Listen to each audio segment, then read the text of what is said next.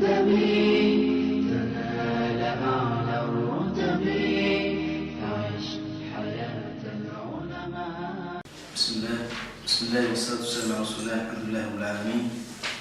بإذن الله وعونه نختم اليوم سلسلة دروس المحاضرات، وآخر محاضرة هي محاضرة 30 تحت عنوان تلاوة القرآن، وفيها العشرية الأولى من سورة المزمل.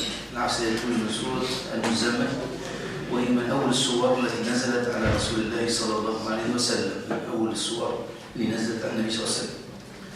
ويروى في ذلك يعني أحاديث، تروى حديث في ذلك أن النبي صلى الله عليه وسلم رأى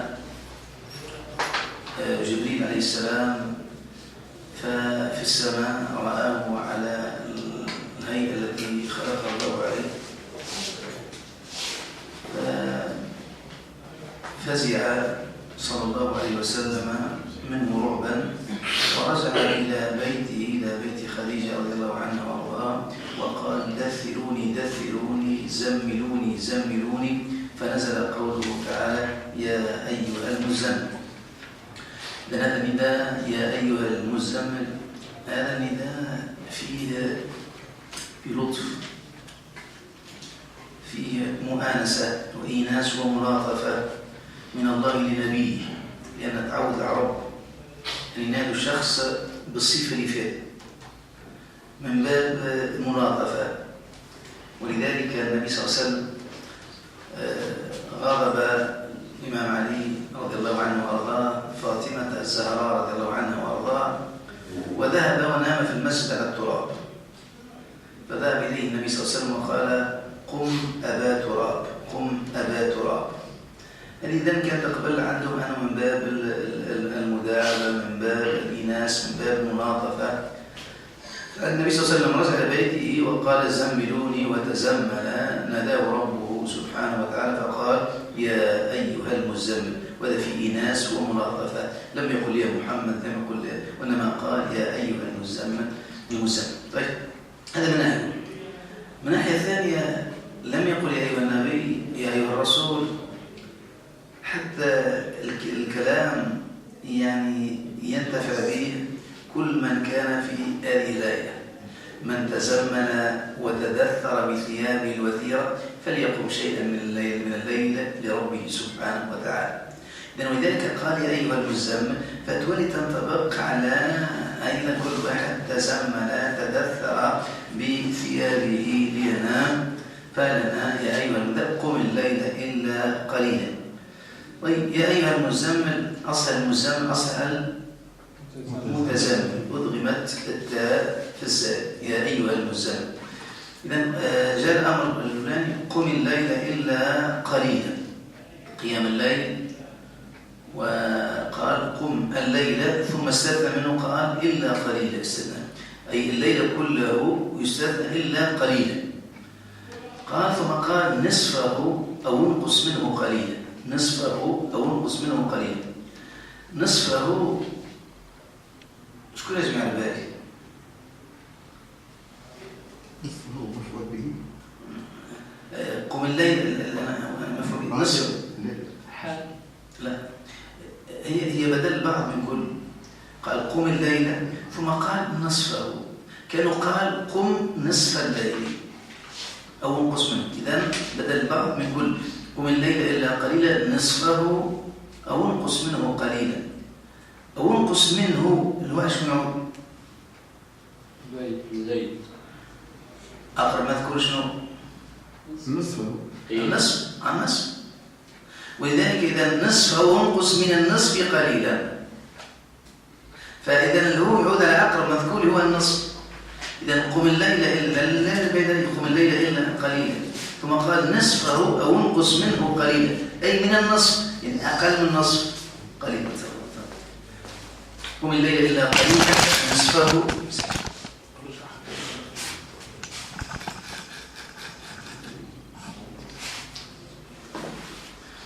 نصفه أو انقص منه قليلا.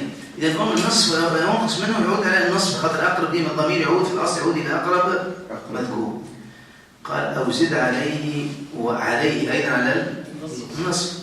إذا أقل من نصف الليل، نصف الليل، أو أقل من نصف، أو أقل من نصف، أو أكثر، أو زد عليه. قال ورتل القرآن ترتيلا. رتل القرآن ده أمر ثاني. إذا قم الليل قال ورتل القرآن ترتيلا. نحن نعرف لفظ القرآن. ما معنى القرآن؟ من جمع.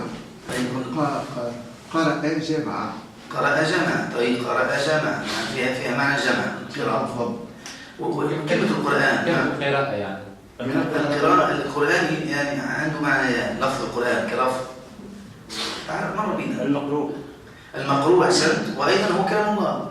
إذا كلام الله يسمى قرآن لأنه يقرأ، وكتاب لأنه يكتب، وفرقان لأنه يفرق بين الحق والباطل. إذن القرآن هو كلام الرحمن، كلام الله سبحانه وتعالى. والقرآن اللفظ ده يطلق هذا اللفظ على القراءة يطلق أيضا على القراءة. وقرآن الفجر إن قرآن الفجر كان مشهودا، أي قراءة الفجر، قراءة القرآن في الفجر، مش قرآن الخاص بالفجر لا. وقرآن الفجر إن قرآن الفجر كان مشهودا.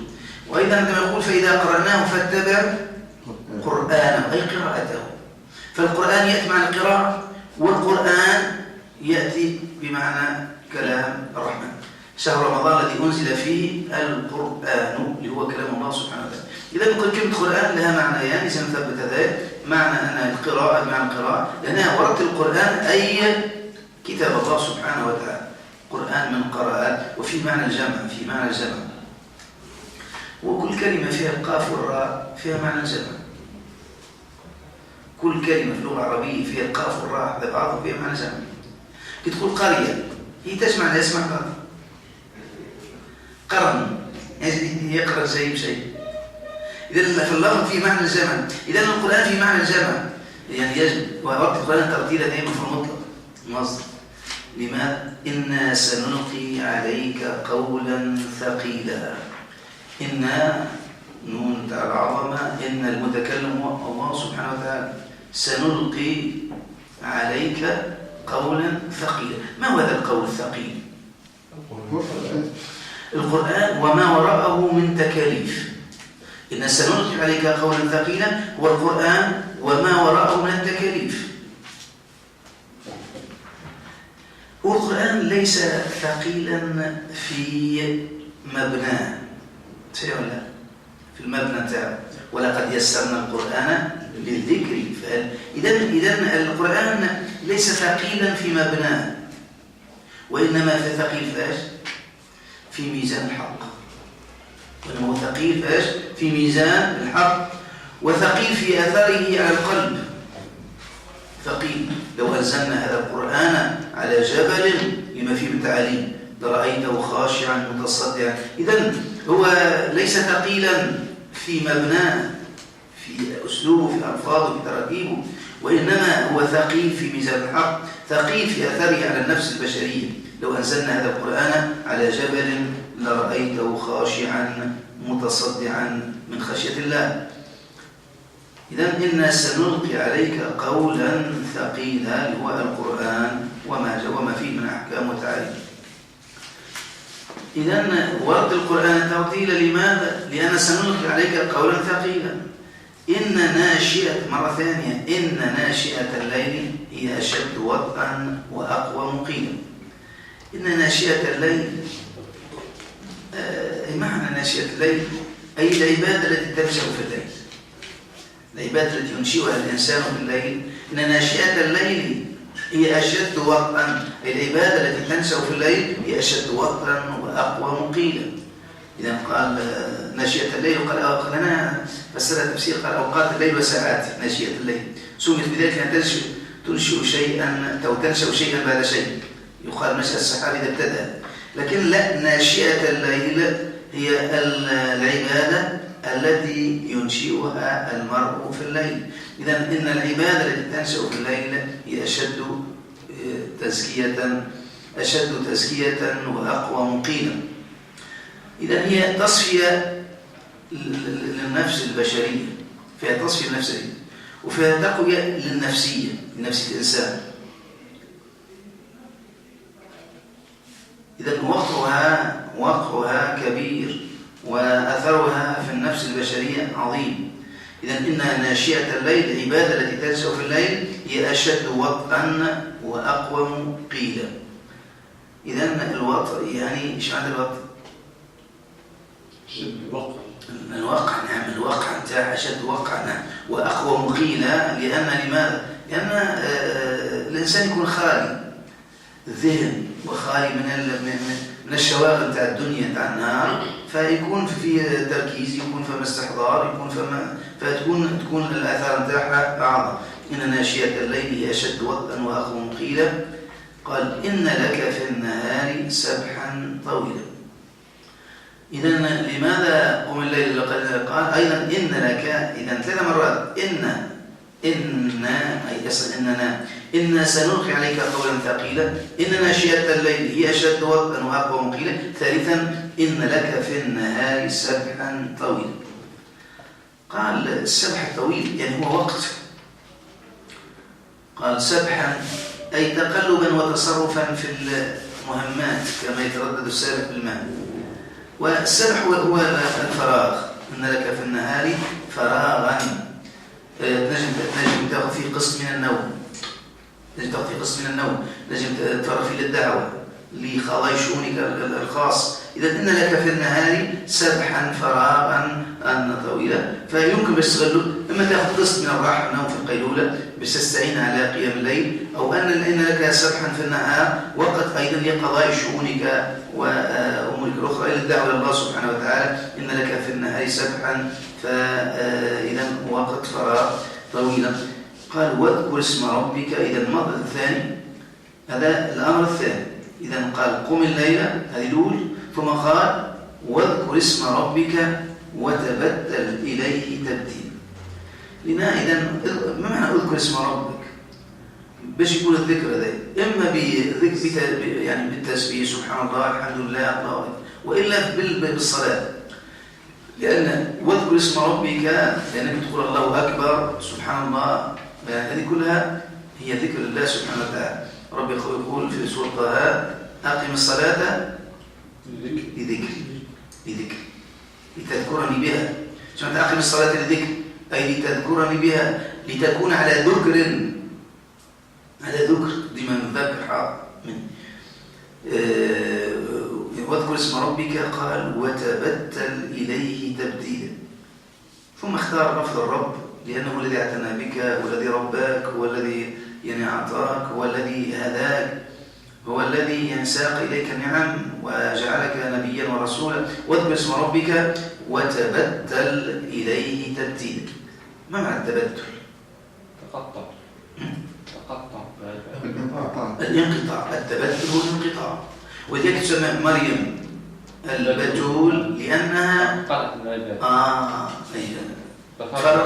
تفرغت للعبادة، سميت مريم البتول. واذكر اسم ربك وتبتل إليه تبتيلا. لنا فما مسألة لغوية. قال وتبتل إليه تبتيلا. تبتيلا هي مفعول. طيب هي تبتل المصدر بتاعها شنو؟ تبتلا. تبتل، أحسنت. تبتلا.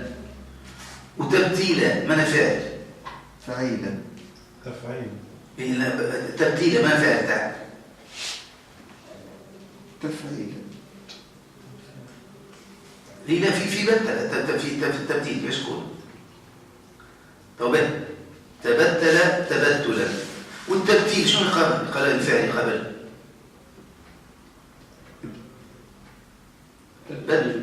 بتل فعل. شنو نقول؟ تفعيل. كلم سلم. اذا التبتيل ايش تقول؟ بدل. طيب هذا يسمى في علم البلاغه الاحتباك. هذا يسمى في علم البلاغه الاحتباك، وهو يعني موجود في القرآن. الاحتباك واذكر اسم ربك وتبتل إليه تبتيلا، يعني يسمى احتباك. ايش معنى احتباك؟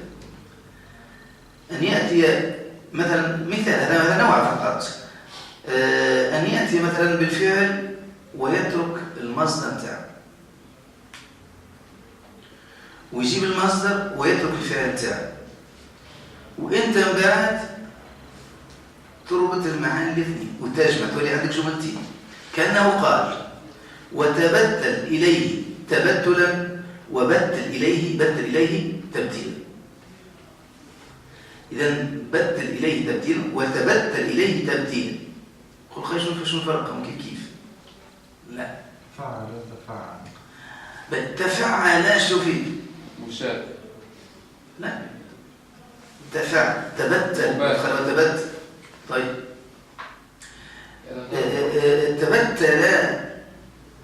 تبتلا هذا شيء يفيد يعني بكثرة، بكثرة.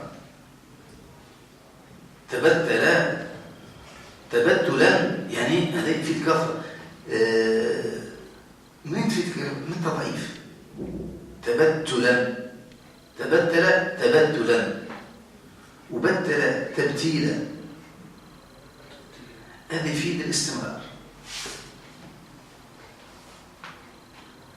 إذن أراد منا أن نكثر من التبتل ولكن مع المداومة شيئا فشيئا.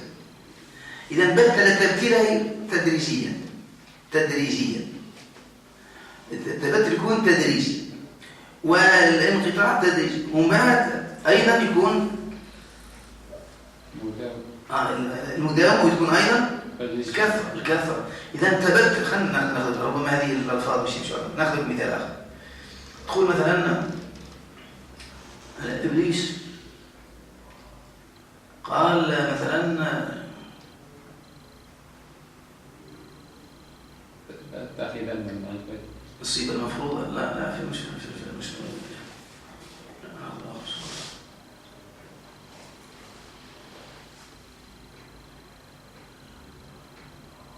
تقول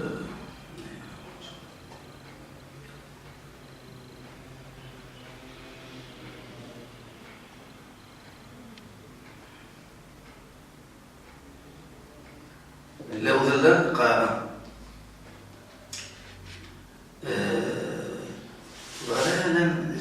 ضلالا بعيدا.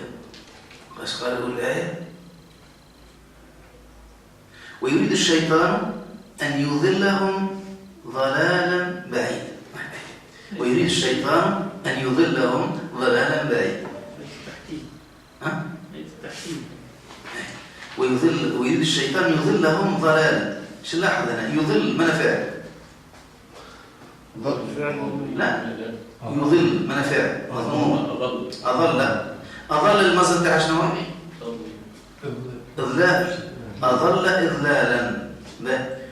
ويريد الشيطان يضلهم ضلالا من فعل؟ ضل. إذا عندي فعلين. ويريد الشيطان يضلهم إضلالا فيضل ضلالا. معنى الاحتمال يعني جاب الفعل وترك المصدر، وجاب المصدر وترك الفعل، ومن بعد نحن نعبي. إذا شنو معنى الآية؟ ويريد الشيطان أن يضلهم، يعني إضلالا، نكملها للناس، إضلالا بعيد، يضلهم إضلالا بعيد. طيب بعد قال وفما عندي ضلال، إذا نجيب لها الفعل تاعها فيضل ضلال. سمعت أن الشيطان سيفتح الطريق بتاع الضلال للإنسان، ثم من بعد الإنسان وحده يمشي. أي يريد الشيطان أن يضلهم إضلالا فيضل ضلالا. إذن هو من الأول يبدأ ومن بعد كده. شو المعنى كيفاش كبر أكثر؟ إذن يريد الشيطان أن يضلهم، يوريهم طريق ضلال إضلالا، في النتيجة فيضلهم ضلالا. إذن هو هذا يسمى احتباك. وهو في الاحتباك مرة المثل يعطوه علماء البلاغة احتباك بالآية احتباك. فهذا العلماء يعطيهم مثال هذا، أنه راجل مرة في سفر جيت برد وشتاء واحدة وبرد جاته قبيله وهزته. قالوا له شنو تحب وهو مبلول؟ قالوا له اقترح علينا طعام نجد لك طبخ أو نهيه وما حدش شفناه حاجه بالثياب، فقالها في أبيات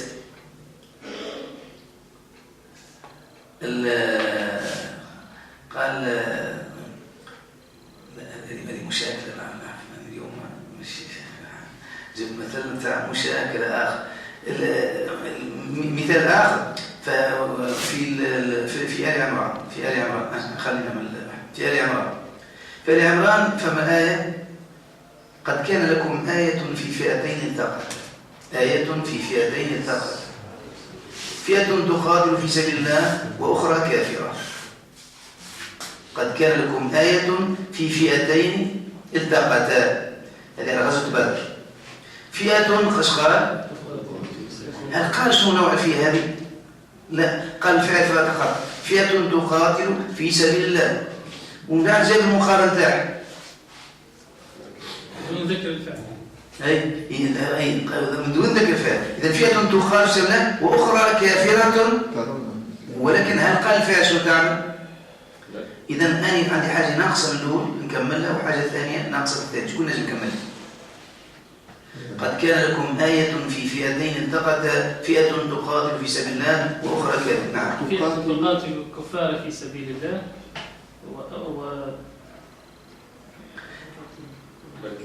قد كانت فئة مؤمنة. أحسنت. فئة مؤمنة تقاتل في سبيل الله وأخرى كافرة تقاتل في سبيل الله. نعم. إذا هذا هي الوحدة. ولذلك قال أقصد باش قال يعني جاب عنصر نقص هنا ونقص، هذا هو الاحتباك. أيضا هنا عندنا في الآية تبتل إليه، ما قالش تبتلا إنما قال تبتيل، فما تدرج وفما أيضا كثرة في التبتل. واذكر اسم ربك وتبتل إليه.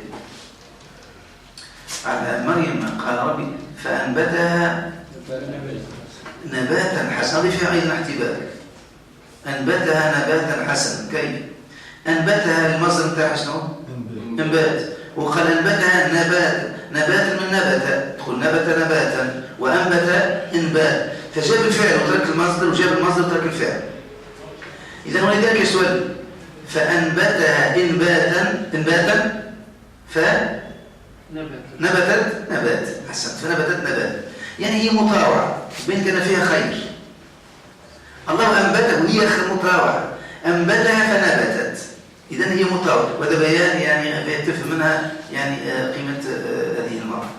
واذكر اسم ربك وتبتل إليه تبتيلا رب المشرق والمغرب لا إله إلا هو فاتخذه وكيلا.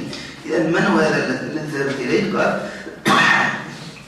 رب هو رب المشرق والمغرب لا إله إلا هو. يعني رب يعني هي خبر المبتدا محذوف، رب المشرق والمغرب لا إله إلا هو.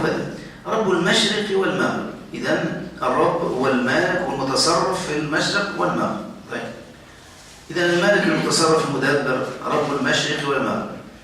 شوف الآية هذه جاءت بالإفراد رب المشرق والمغرب.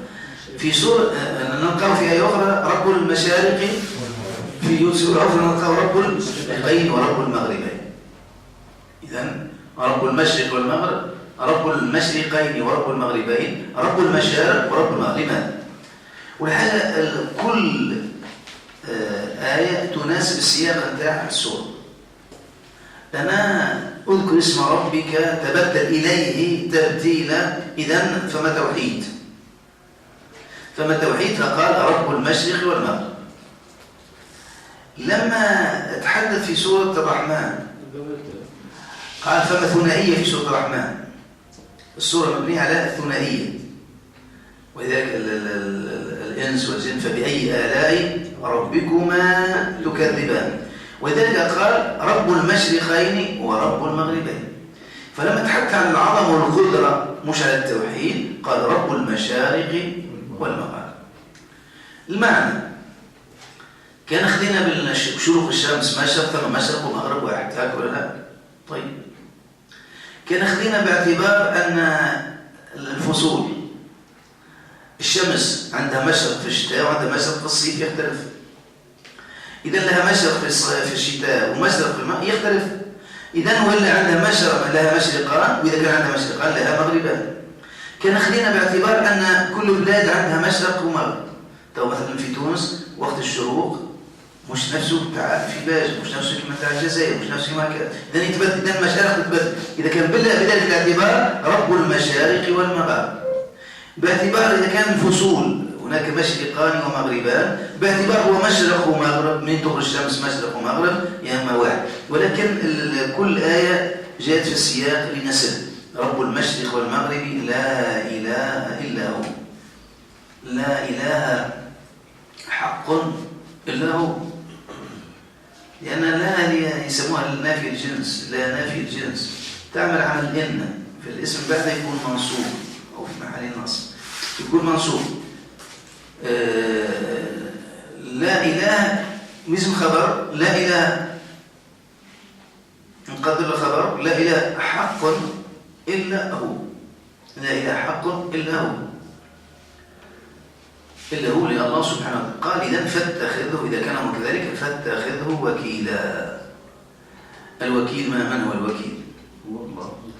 إيه نعم، ما كل لفظ مع الوكيل، هو الذي يتولى شؤون الغير. طيب نعم، يتولى شؤون الغير. نعم، هو يتولى شؤوننا، يعني في جلب المصالح ودفع المضار. من يتولى شؤونك توليه شؤونك في جلب المصالح ودفع المضار، هذا هو الوكيل، في جلب المصالح ودفع المضار. فاتخذه وكيلا واصبر على ما يقولون واهجرهم هجرا جميلا. واصبر إذن هذا أمر آخر. قم الليل اذكر اسم ربك وتبتل، أيضا واصبر. لماذا قال واصبر على ما يقولون؟ وما على ما يقولون، يقولون ما يقولون، ما هي من صيغ العموم، ما يقولون جاء في القرآن وفي النبي صلى الله عليه وسلم وفي عبادته في جميع، وفي الله أيضا. في الله أيضا. إذا نعم جاء أحسن في العموم. إذا واصبر على ما يقولون، الماء من صيغ العموم فتفيد ما يقولون في حق الله، ما يقولون في حق القرآن، ما يقولون في حق النبي صلى الله عليه وسلم. إذا تصبر. أخذ النبي صلى الله عليه وسلم يؤلمه أن يسمع كلاما في حق يسيب الذات الإلهية أو القرآن، يرحمك الله.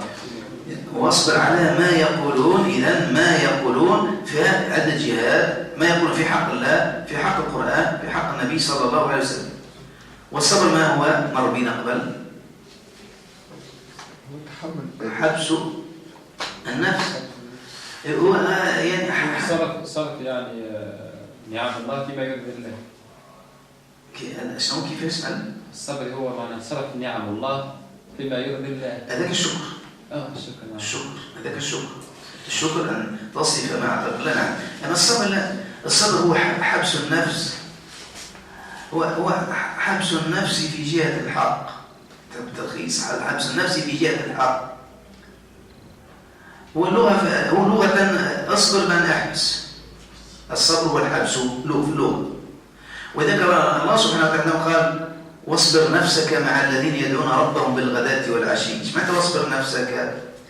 احبسها مع الذين يدعون ربهم، يعني بالمعنى اللغوي واصبر نفسك مع الذين يدعون ربهم بالغداة والعشي يريدون وجهه. إذن احبس نفسك معه. واصبر نفسك مع الذين. إذن الصبر هو هذا. والصبر يعني في اللغة، لكن في الشرع هو حبس النفس عن التسخط، عن الجزع، عن التسخط. هذا الصبر. وهو كذا أقسام. والصبر كذا أقسام. فما الصبر على الطاعة، والصبر عن المعصية. الصبر على الطاعة، والصبر عن المعصية. وصبر على أقدار الله المؤلمة.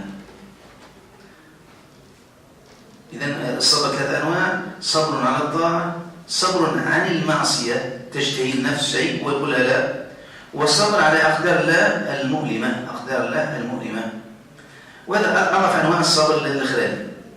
أضعف أنواع الصبر الأخراني، لأنك لا تملك شيئا، لا تغير شيء، إذا ما صبرتش به وخاطك مصيبة ما صبرتش مش تعمل. وذلك أعلى أنواع تجب تعمل شيء. إذا ولا تصبر. إذا ولا أقل أنواع الصبر. أعلى أنواع الصبر هو على الطاعة. أعلى أنواع الصبر على الطاعة. ثم بعد جاء عن المعصية. ثم من بعد يجي الصبر على إذا واصبر على ما يقولون. لماذا قلت جاءت واصبر على ما يقول بعد ما قال فاتخذه وكيلا؟ بعد ربنا شوف المرء لا إله إلا هو فاتخذه وكيلا، وبعد قال واصبر. شو معناه واصبر معك؟ لأنك ستتعرض إلى الأذى باش تعرض. ولذلك كل من إنسان يحمل الحق بكل الحق يتعرض للإذاية ويحتاج إلى صبر. كل إنسان مش إذن ولذلك قال الفتى واصبر. إذن قال ضبط الصبر لأن التكاليف التي كلف إن سنلقي عليك قولا ثقيلا، إذن هو ليس ثقيلا في مبناه وإنما في التكاليف اللي فيه، ثقيلا في التكاليف اللي فيه. فمن التكاليف أن المشركين سيردون الفعل ولن يرضوا بهذه الدعوة إلى توحيد الله لا إله إلا هو فاتخذه وكيلا. إذن بشدة الأذى المطلوب واصبر على ما يقولون، لكن هنا أذى والأذى بالقول على ما يقولون. واصبر على ما يقولون واهجرهم هجرا جميلا. واهجرهم هجرا جميلا هو في القرآن استعمل لفظ الجميل، وهنا لم يقل اهجرهم هجرا فقط، ما قالش اهجرهم فقط، قال اهجرهم هجرا. ما هو الهجر الجميل؟ هو الذي لا أذية معه، ما معاش يعني هجرا جميلا من غير ما تقول كلام يعني جارح أو كلام، إذا لا أذية معه، هذا الهجر جميل. وأيضا فما الصبر الجميل، القرآن وصف الصبر بالجميل وصف الهجر بالجميل. قال إذا قال واصبر صبرا جميلا. ايش معنى صبرا جميلا؟ بدون شكوى. بدون شكوى. الصبر الجميل بدون شكوى، ما معهوش.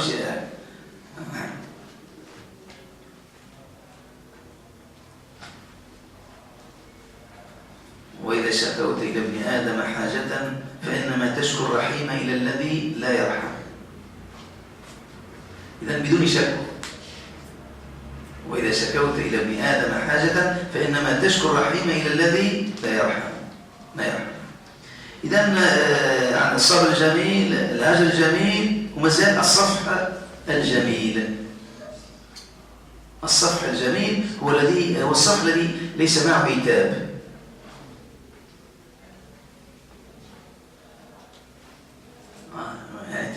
سمحت كما أنت ركمة ما خليت بها وين.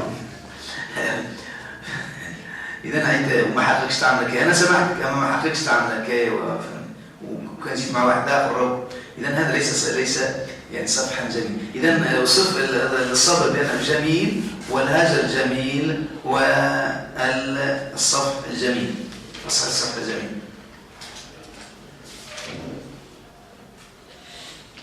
إذا هذه يعني السورة. هل قيام الليل بحث الشيخ عليه رحمة الله، هل قيام الليل كان فريضة على النبي صلى الله عليه وسلم؟ نعم كان فريضة على رسول الله صلى الله عليه وسلم. كان فريضة، لكن في حق أصحابه سنة. في حق أصحابه كان سنة فقط.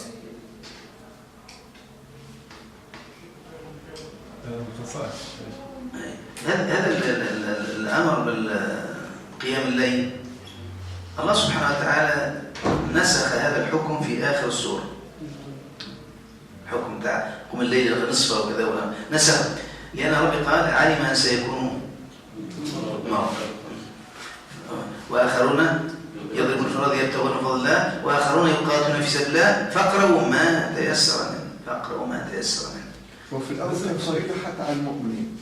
نعم كان فريضة حتى على المؤمنين. في خلاف فيها، هل كان فرضا على المؤمنين مع فرض على النبي صلى الله عليه وسلم بدون نزاع، لكن هل هو فرض؟ قولان على الصحابة، قيل فرض عليهم قيل لا هو فرض على النبي صلى الله عليه وسلم فقط، لأن ومن الليل فتهجد به نافلة لك عسى أن يبعثك ربك مقاما محمودا.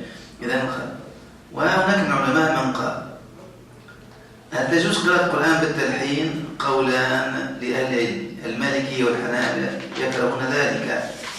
وما عندك الحين. تلحين استعمال الألحان على نغمة ترى شنو ونغمة كذا، فهناك من يقرأون القرآن على هذا. التلحين ربما هو يعني الإخلال بقواعد التلحين. اللحن هناك اللحن الجلي واللحن الخفي.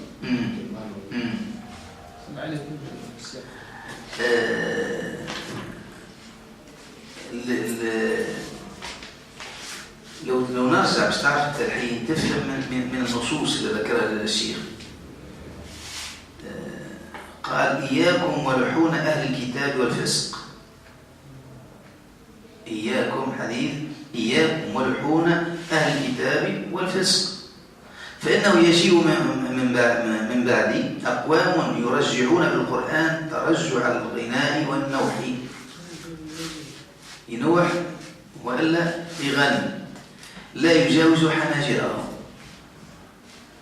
لا يجاوز حناجرهم. يقرؤون القرآن مدود غنى ربما، ولكن مفتونة قلوبهم وقلوب الذين يعجبهم شأنهم. كيف ما يسمى بالمقامات؟ هذه المقامات. فهم يقرأوا بالمقامات، ثم يقرأوا بالمقامات. ويبدو معناه يتنوع، يقول وقرأ من مقام كذا ثم مقام كذا. بالضبط. فما يقرأوا بالمقامات. القرآن يقرأوا هذا المحرم. هذا محرم. نعم. أما تحسين الصوت بالقرآن مطلوب. تحسين الصوت بالقرآن مطلوب. هذا مطلوب أن تحسنوا أصواتكم بالقرآن. حديث النبي صلى الله عليه وسلم زينوا القرآن بأصواتكم، ليس منا من لم يتغنى بالقرآن. هذا صحيح. هذا رواه مسلم. من لم يتغنى بالقرآن لم يتغنى. ففسر تفسيرين. فسر يتغنى لم يكن غنيا بالقرآن، فسر على معنى آخر أنه يتغنى يكون يغنيه عن غيره. نعم يغنيه عن غيره.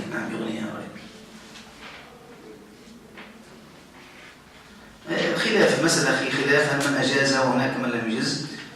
في مسألة خلافية بين المالكي والحنابلة عندهم رأي، والحنفية والشافعية عندهم رأي آخر.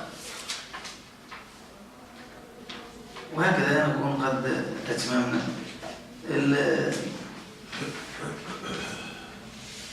يعني أثر قيام الليل. الله سبحانه وتعالى من خلال هذه الآيات يعني يبني الشخصية الإسلامية. وإذا قلنا الشخصية الإسلامية معناتها عقلية مع نفسية. ما معناش كل أي شخصية إنسان هي مزيج بين أمرين، بين عقلية وبين نفسية. عقلية كيفاش تفكر، شو الأساس تبني عليه الأفكار بتاعك والمواقف بتاعك، شو هذيك الأداة. إذا كان الأساس بتاعه هو الإسلام فعقليتك إسلامية. أي موقف تأخذ في حياتك، أي تصرف في حياتك، إذا كان مبني على أساس الإسلام وتعاليم الإسلام وأحكام الإسلام فهذه عقلية إسلامية. الجانب الثاني في الشخصية الإسلامية هي النفسية، هي الميول، الرغبات، هي الجانب العاطفي في الإسلام. فالإنسان يتكون من عقلية ومن نفسية. إذا العقلية لابد أن تكون إسلامية. إيش معنى إسلامية؟ يجب تكون كل أي موقف ناخذه، أي تحرك، أي تصرف يكون وفق الإسلام، مبني على أساس الإسلام والأحكام تعاليم الإسلام. هذه يقول هذا الإنسان عنده عقلية إسلامية. والنفسية الإسلامية هي الميول. يجب تكون ميولنا والرغبات تتماشى مع الأحكام تاع الإسلام فتولي نفسية إسلامية. فما تكون شخصية إسلامية إلا بالاثنين، لابد من إيجاد عقلية إسلامية وأيضا نفسية إسلامية، فالمزج بينهما يكون. ولذلك ماذا يقول النبي صلى الله عليه وسلم في الحديث الحسن؟ لا يؤمن أحدكم حتى يكون هواه تبعا لما جئت به. هذه النفسية. إذا الميول بتاعك تولي عقلك أيضا تفكير. ولذلك نظرا لأن الشخصية غير مبنية يعني في واقعنا، في الواقع بتاعنا، فتجد الميول ولا تجد العقول. تلقى الميول الإسلامية ولكن العقلية ليست إسلامية. الغرب أحفر في العقول بتاعنا ونظف وبناء حضارته وأفكاره ومبادئ بتاعه. فنحن نفكر في العموم، في الغالبية نفكر بالتفكير، عقليتنا غربية ومشاعرنا إسلامية، فشخصيتنا متذبذبة. فلا بد من بناء العقلية. هذه الآيات قم الليل إلا قليل لبناء نفسي، لبناء نفسي. يا أيها المدثر قم فأنذر وربك فكبر وثيابك فطهر ولا تبذل ولربك فاصبر. هذه بناء العقل، عقيد وربك فكبر. حتى لا نأتي تأخذ عليها لا إله إلا هو، هذه أيضا عقلية، توحيد. لا إله إلا هو فاتخذه وكيلا، إذا نتخذه وكيلا في كل شيء. فإذا السورة تبني، لأنها من أوائل السور، تبني في الشخصية المسلمة، شخصية الإنسان المسلم عقلية ونفسية. فعندما يقول لا إله إلا هو فاتخذه وكيلا، هذا عقل، هذا عقل. عندما يقول وتبتل إليه واذكر اسم ربك، هذه النفسية، الميول تولي الميول والرغبات وفق ما جاء به النبي صلى الله عليه وسلم. فإذا من جانب آخر، فحقيقة بين سورة المدثر وسورة المزمل فما علاقة. واحدة تبني أساسا يعني العقلية في سورة المدثر، وهذه السورة دي أساسا تبني النفسية، نفسية المسلم باش تتكامل الاثنين. وهذو من أول السور اللي نزلت على النبي صلى الله عليه وسلم باش تبني شخصية. وذلك تلقى برشا ناس المواقف بتاعهم بعيد عن الإسلام تماما. أحيانا تلقاهم والله مشايخ وعلماء طلبة علم، ولكن المواقف بتاعهم تخالف تماما تعاليم الإسلام وكاتبه الإسلامي. قد يبكي ويقرأ القرآن، قد يبكي يسمع القرآن، قد يحضر التراويح ويخشع في التراويح، وربما يبكي وربما يسمع، ولكن العقل عندما تصرفات يمشي ياخذها مواقف في الحياة، مواقف مخالفة الواحد. لماذا؟ لأنه لم يبنى عقليا. ولذلك نحن كان حابين ننزل القرآن هذا على واقعنا ونقول وتبتل إليه تبتيلا. التبتيل انقطاع، والقطع معها ما هو يخالف الإسلام. إذا تبتلنا تو مش لا الإسلام لا يدعو إلى الرهبانية أبدا، إنما نتبتل الأفكار، يعني نقطع مع الأفكار الواردة علينا من خارج، من الغرب بصفة خاصة، بصفة واضحة. إذا هذاك تبتلنا لنا، لأن العقلية نتاعنا وقع فيها. حتى النفسية بدأت يمسوا فيها. بعض الناس ما عادش يهمهم أن المسجد الأقصى يهدم ولا ما يهدمش، ولا أمر لا يهمهم تماما. حتى النفسية بدأت يعني ضعفت عند البعض. فالإسلام يربي أتباعه على عقلية تكون أساس الإسلام، أساس أحكام الإسلام، ونفسية الميول تكون وفق تعاليم الإسلام. هذا فالحقيقة السور احنا في الأثناء هذا احنا أخذنا أغلبها الأحكام، لكن الآيات والسور تبني بناء آخر، تبني شخصية المسلم يعني في غير في الأحكام وفي غير الأحكام، تبني بناء كامل للشخصية الإسلامية.